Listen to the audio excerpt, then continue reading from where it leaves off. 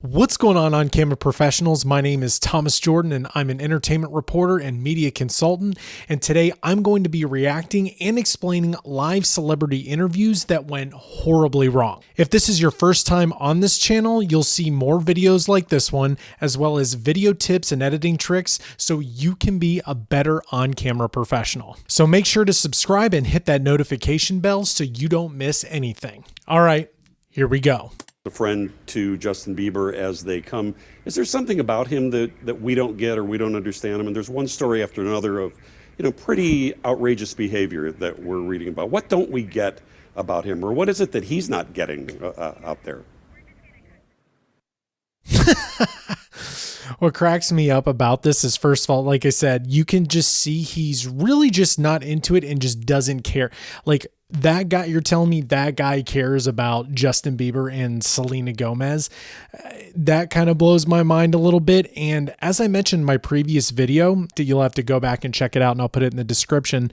But basically I had said celebrities don't like to talk about their personal life. Now there's certain magazines and outlets that are known for that, like your TMZ, your Us Weekly, your People. They're always looking for that scoop.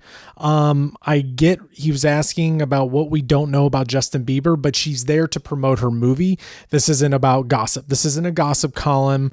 If it is, I don't know, maybe I just don't see it either way. And you can see she was not having that. And I'm sure she's been getting asked it all day. So she just cut the interview short. Get a pan down of this dress. This, you said, is Ellie's top? It's beautiful. Yeah, it is. And it's ombre. It's like ombre teal. It gets lighter to the bottom. And then I have purple shoes on. Because why not? I just wanted to show the legs, because as I was telling you ahead of time, you're going to walk home with more than maybe just a trophy tonight. I think lots of men. I'm not going to walk home with any men tonight. I'm gonna go hang out with my friends, and then I go home to the cats. No men allowed. So I love Taylor Swift's responses. You could even see in her eye that she was like, but I feel like she played it off pretty well. Nancy O'Dell, who's the blonde reporter, she is a pro, but let me kind of go back a little bit. So what's going on? This is obviously at the Grammys. So what's going on here is, like, you can see people behind them. Like, when the Grammys happen, these are a huge thing in LA. Each outlet has like their own stage. So Access, ET has, like, that's why you could see that they're elevated a little bit. They're like little mini stages that you go up to. And I always forget to mention this. Look how tall Taylor Swift is compared to Nancy O'Dell and the other guy. Taylor Swift, I mean, both these ladies are in heels and they are just towering over this dude. And side note, a lot of people in Hollywood are on the shorter side. That was just an observation coming from a 6 foot tall dude.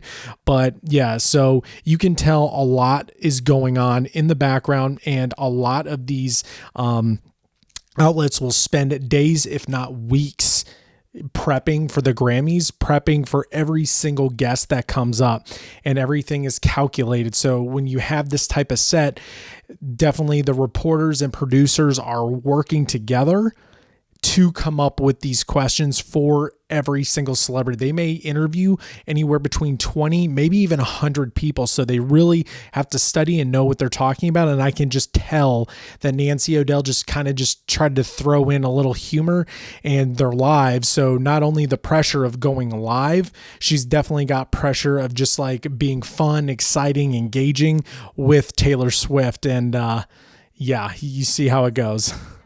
1, 2, 3, 4, 5. You end up on those news shows so often, And those news shows are terrible. Tony? I'm telling you, I just realized it because I'm hearing the news show in the background. You always think that you're doing those good morning shows, but this is one of those news shows. Tim, I'm telling you, this is crazy. I don't want to do this. Oh, this is the best thing ever. This is one of the best things I've ever seen, because the rawest of answers coming from a celebrity, as I've mentioned in previous videos, and what I just mentioned in the very first clip that we saw. They're in two separate locations. One's probably in LA, one's probably in New York or some random small town. And I still, till this day, and I said this in the last video, so it's funny that Tony Danza said it, as I don't understand why these local news stations, even bigger news stations, have celebrity or entertainment news. And he's about to explain why. I went on a whole rant about this in my previous video, but yeah, you're going to see this raw reaction because Tony Danza doesn't know that his mic is hot and that she can hear him, and they have to cue them to start talking. So he doesn't know. She knows because she can hear everything. Tony. I'm going to be part of the local news. How exciting. You know, I right can hear after him. murder and mayhem and the rescue in California, Tony Danza. I'm so excited. It's the best thing ever.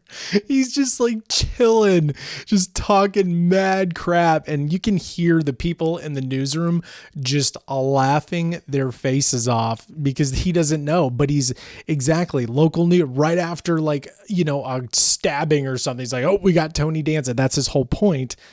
Because that's what it is. That's what news is. And I still to this day, especially journalists who are all about the news, I don't think you can separate the two between hard news and entertainment news. That's just my personal opinion. Harry Belafonte joining us live this morning from New York. Hey, good morning, Harry. Once again, you can see like Eyewitness News, KBAK, which is in Bakersfield, by the way. And I think it's a difference between LA and New York. As I mentioned before, these people are doing press all day and they can't even see. They might be able to see on another monitor the other anchor. And what's happening here is the same thing with the Tony Danza one as well as the Selena Gomez. They're just doing so much press, and I guarantee you they're getting asked the same 5 questions all day, which can be super, super annoying. Harry? Yeah? Yes. Wake up, wake I can't up. hear anything. Okay. This is your wake-up call, Harry. There's nothing. Okay, I'll tell you what. We are going, he's meditating. He's taking a little nap. Taking a little nap. See, the daylight hasn't We might come on. he's okay. He is okay. Dale. He's okay. The daylight hasn't come on. Yeah, we're gonna check in with him. So this situation is interesting because you can see I think he's faking it personally. I think he's faking it. I just don't think he wanted to do another interview. Everything's live. So these interviews are live. Like you can't stop and re-record. You can't be like, oh, we messed this up. Oh, we got to edit it out. You've got to go with the flow. And even though it was super awkward, I think the anchor actually did a really good job of just kind of being like, haha, and like kind of explaining the situation a little bit and just kind of going with it because I'm telling you, true talent comes out on live TV, and like no matter how long you've been doing it, how you handle yourself on live TV. This dude I don't think he's sleeping because to have something like that, there's somebody there standing to cue him to start talking. So I think he's just done for the day. He's tired of doing these interviews, but it's actually quite smart too, because if this went viral for that movie, he would look like an idiot, but it would be genius because it would get all this press. But you can see how the anchors and everything are reacting. So this interview is quite interesting. This one, I'm sure people have seen before. Now, Larry King is a legend. He's been doing this for so long, but I read an article where he doesn't prep for any interviews so he can have a natural conversation, which I thought was genius at one time. And then somebody commented one time that it was a little lazy. And I'm like, yeah, it kind of is. So this is kind of what happens here. They didn't cancel you. You canceled them. Oh, you can even see right here. He is pissed. And once again, how many times do I got to say it? You go for local news to CNN. Why is CNN? I know Larry King is Larry King, but why are you on CNN? You're not aware of this? No, I'm asking you. You think I got canceled? Are you under the impression that I got... And real quick, also, this whole Seinfeld, is anybody reading the scrolling marquee at the bottom? Something letting public schools provide birth control. Like you're...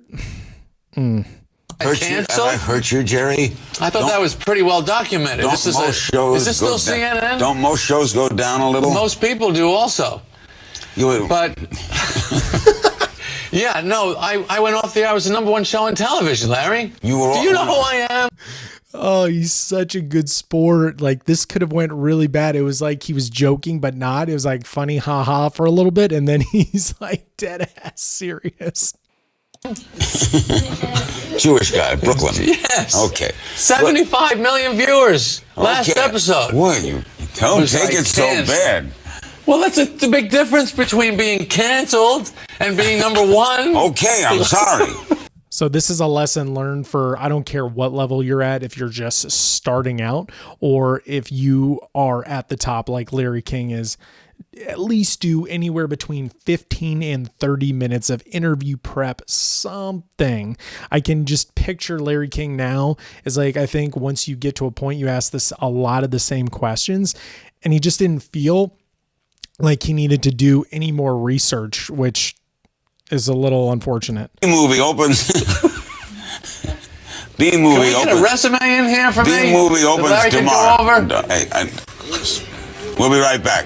All right, that does it for this video. If you've made it this far in the video, I want to say thank you. It truly means the world to me that you watch my videos.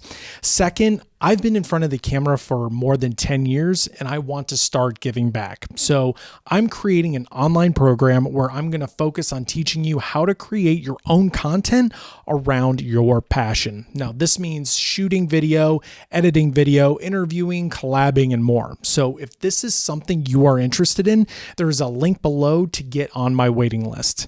We'll see you there.